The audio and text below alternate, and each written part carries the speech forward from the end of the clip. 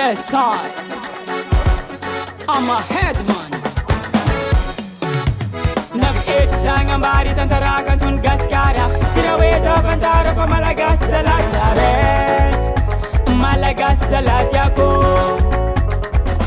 Ano kasi? Najobi na malan, Mifankatiava pa malagase. Makuha na malim, Mifankatiava pa malagase. Na mentano na foods, Mifankatiava pa malagase. Nangita na malam, Mifankatiava pa malagase.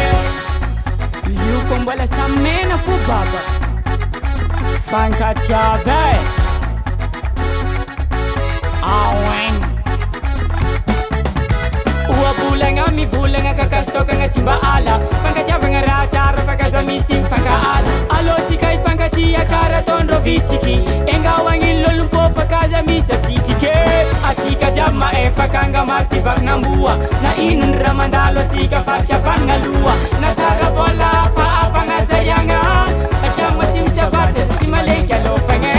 Na jobi na malan, Mifankatiava pa malagase. Makuha na malim, Mifankatiava pa malagase. Na mentano na foods, Mifankatiava pa malagase. Nangita na malam, Mifankatiava pa malagase.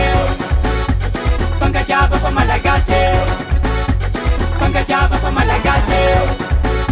Mifankatiava pa malagase. Mifankatiava pa malagase. Eza tangan gas jabi Mifankatia. Malagas jabi Mifankatemu. Atiki some Mbovle helek zaidi zama Tonya lendek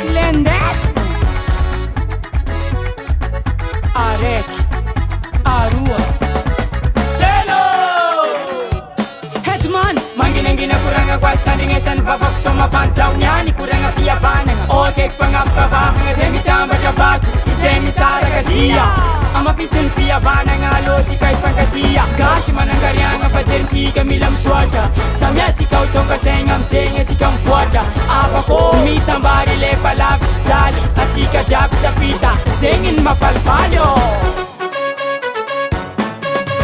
Kara zega sim soma zengi Tinga rombu